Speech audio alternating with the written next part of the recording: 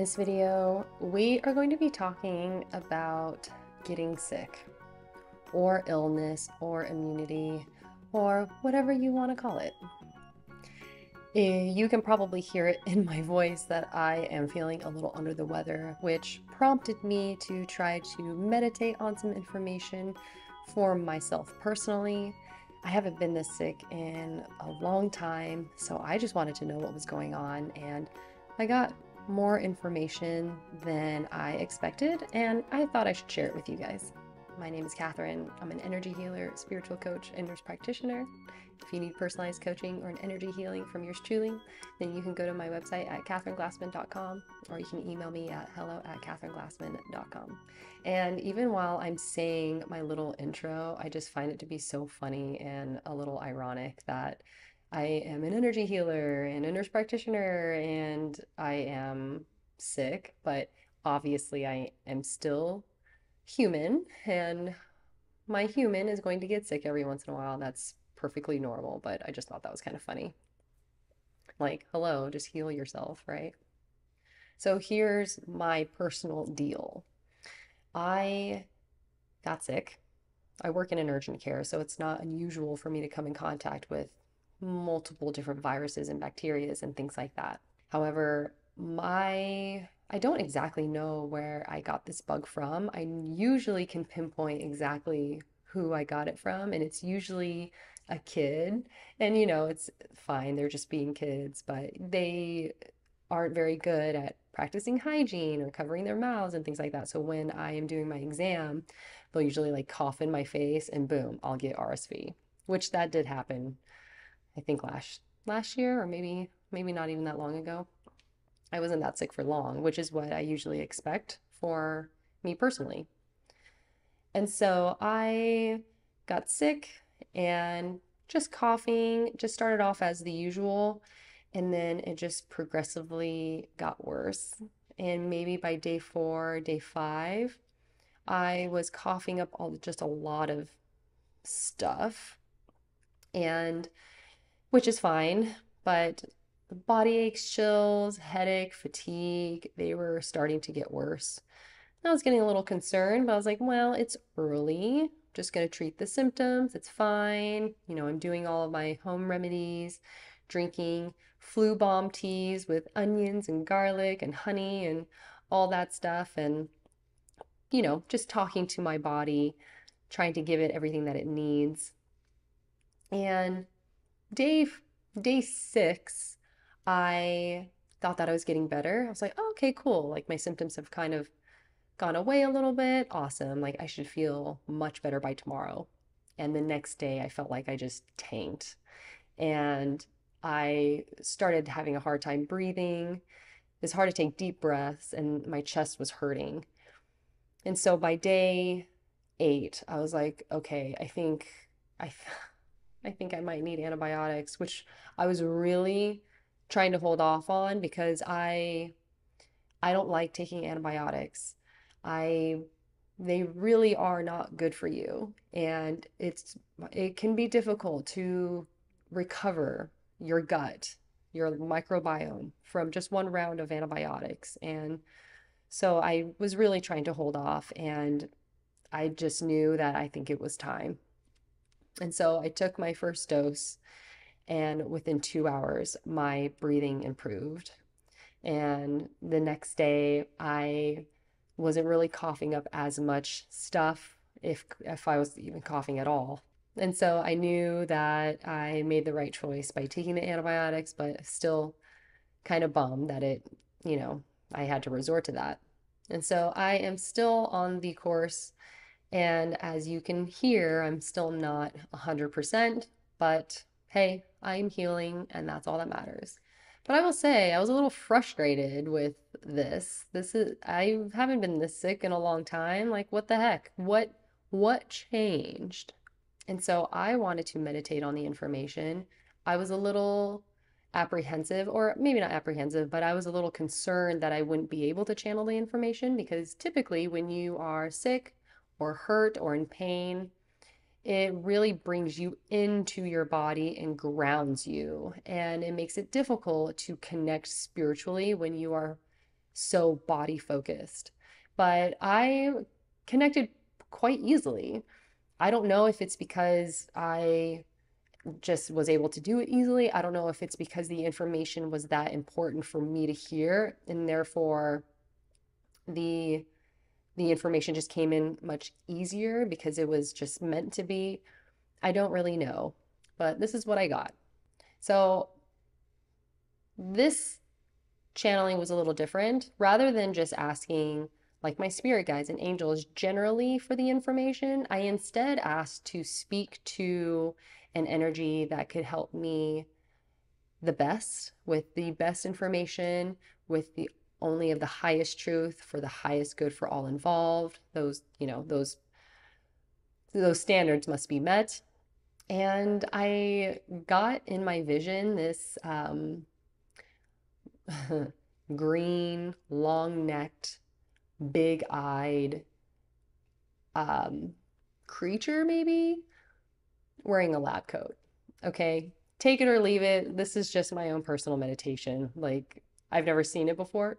But he went by the name of Robyk, Robyk. He kind of looked like he was on a ship, which is fun. He's cute. But yeah, that's a first for me, okay?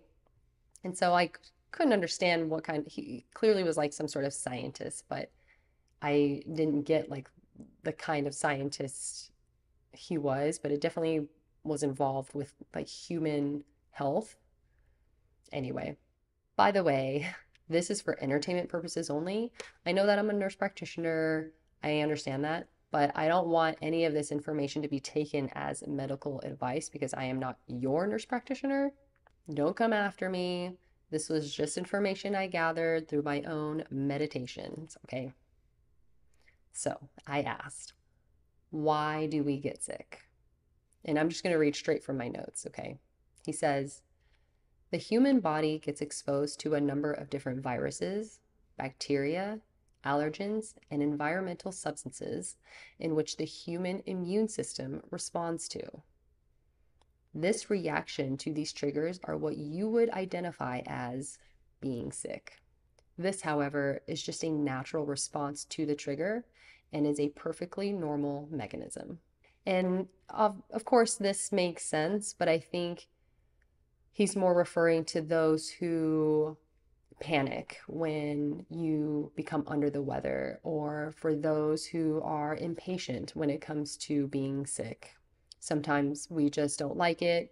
We need to go to work. So give me the medicine, give me the antibiotics, give me the steroids, give me all the stuff so that I can go back to work. And he's saying that this is a normal thing for your body to go through when it is exposed to a certain thing. So then I asked, why is it that some people get sick longer than others? And he says, illnesses are meant to be short-lived, but can be sustained even longer if the human is exposed to the trigger for a longer period of time, their immune system is compromised, or their immune system is not getting the support that it needs during that interaction. If you are putting substances in your body that are not conducive to healing, then your healing process will take longer than someone who understands what their body needs in that moment. Then he used me as an example because I'm channeling this information more for personal reasons, but I'm also channeling it just for general information because as I'm getting information for myself personally, I was like, oh wow, this is actually good information. Let me share this. So I guess the example that I must use is that I have stopped eating meat for years, for a long time, especially after my awakening was initiated. I started going through lifestyle changes, dietary changes, and I just stopped eating meat. Well, within the last, I don't know, well, not even that actually. Within the last month, I started eating meat. Not to a great extent, but I had recently gone to Hawaii and I was eating meat there, just the local food, which I do anyway when I go on a vacation because I feel like eating is part of the experience. I don't overindulge, but I just I just want to immerse myself in the culture. But when I came home, I kind of continued to eat meat a little bit more than I usually would. And um, I am pretty sure that that is part of the reason why I am sustaining this illness currently.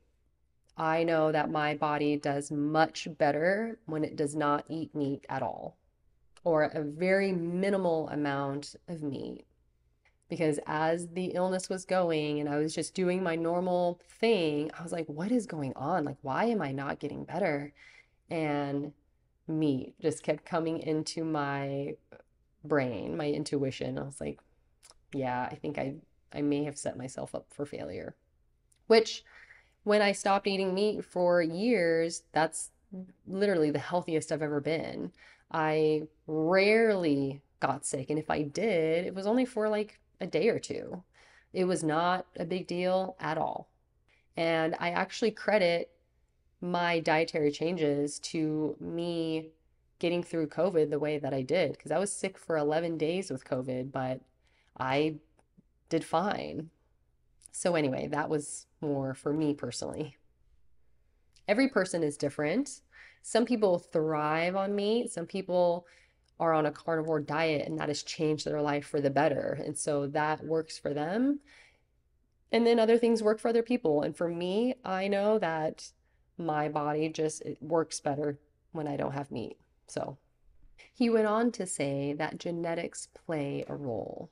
Genetics will have us be predisposed to certain types of illnesses, such as autoimmune diseases and cancers. This is why genetic testing is recommended so that you have an understanding of what you have a higher likelihood of developing within your lifetime. If a person has a genetic predisposition, a predisposition to cancer, then it is within their power to lessen their exposure to carcinogenics or other triggers that may activate these genes. And I have had that conversation specifically with some patients there, or even friends for that matter. I've known people who have cancer that run in their family, and they kind of have adopted this attitude of, well, I'm probably going to get cancer anyway. Everything causes cancer, so you may as well just live your life and be happy. And I respond with, well, that's not necessarily true. The fact that you know that information gives you an advantage. And so you can use that information to better understand what kind of lifestyle and the kind of foods you need to put into your body so that you lessen your chances of getting that cancer. And so, if you know that there is breast cancer that runs in your family, breast cancer is linked more so to hormones like estrogen. While if you are not cognizant about the things that you use to drink water out of or to eat out of, if you're constantly using plastic, we know that plastic has endocrine disrupting chemicals that mess with your hormones and therefore can lead you to a greater chance of developing cancer. And so I guess it just depends on how how much you are willing to do, or how much change you're willing to accept within your life to lessen those possibilities for yourself. He also went on to say that trauma also changes your genes. He says trauma that is experienced by a certain generation can often be passed down to future generations if that trauma is not fully healed and neutralized. Trauma then becomes another trigger that can activate certain gene expressions that make someone more susceptible to disease. Of course, this has been proven through epigenetics, right? Which is such a cool little sector of science. And it's just neat that they can show that, or that they can prove that now. So he goes on to say, when you are sick, this is your body's way of telling you that it is in dis-ease. It is your body teaching you that it is out of alignment with optimization and it's asking for assistance. Coming into alignment, however, can look different for everyone. And it ranges from something as little as taking a vitamin on a regular basis, all the way to having a loss of control over your entire body in order to learn a valuable lesson through spiritual work. It is common to have dis-ease in the body, but it is not normal. It is unwise to accept a condition that brings you out of alignment just because it is autoimmune or common for people to have the disease in which you have. What's normal is for a human to have an optimized immune system to fight off just about anything with the assistance of herbs, food, spiritual, and psychological assistance, and a healing environment. So then I got a little more personal with my questions. And I asked, why did I get bronchitis and why did I have to take antibiotics? And he says, in your particular case, this was a message in maintaining a previous diet along with gaining more empathy for those that need antibiotics and who are not in tune with their own bodies and have the means to do so. So this was a good lesson for me to have more empathy for people that really do need the antibiotics. I feel like I'm a pretty good practitioner when it comes to the urgent care and prescribing people antibiotics and versus when I just think they need a little bit of assistance with treating their symptoms. I think that a lot of the community that I serve are very used to getting antibiotics for 2 days of a cough and congestion. And it truly, and what's even more sad is that a lot of the practitioners that I know and that I work with, and a lot of doctors and practitioners in general, just tend to give the patients antibiotics because it's treated more as a business than it is as a health system, because they would rather not get a bad review on Google. And so they'll just give you whatever the patient wants, whatever the patient thinks that they need. And so, and it's a whole, and of course, this is just a widespread issue. I personally have had to learn to adopt this spiel basically of telling, my patients personally that if it's something that they really truly think they need, then I will give it to them. I'm not going to gatekeep anything because I am actually trying to help you. But I want people to also know, or, I tell the patient that there's a good chance that your body can fight off what's happening right now. And the more antibiotics you take, the more you teach your immune system that it doesn't need to work at all. And not only that, but you destroy your gut. You destroy all those microorganisms that actually help your immune system, because 80% of your immune system comes from your gut. And like 90% of your serotonin is produced in the gut. You can increase your chances of a depressive episode from one round of antibiotics by 30% because it wipes out everything. And there has been plenty of research to show that a lot of the bacteria that helps us with mood regulation, empathy, with so many things, a lot of them are completely gone because of how many antibiotics are prescribed today. And you know that it's bad if the traditional standard healthcare system tells you that like 80% of antibiotics are unnecessary. Like if they're even saying that, then it must be pretty bad and unnecessary. But I think for me, that message personally was more just for me to remember that even if there are times where I don't think they need them and I prescribe it anyway, that sometimes they really did need them and that I was wrong.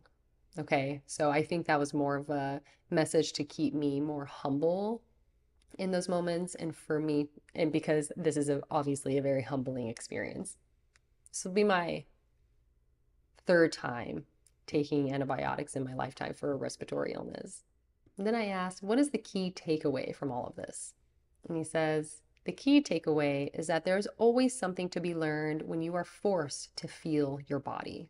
Most of the time, you don't notice that you even have a body. And what's even worse is that you often treat it with disrespect.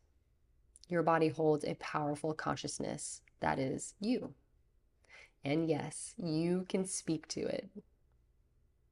Your body will give you information in various ways, but you must be willing to listen to it and to not give your power away to a system that will only take advantage of you.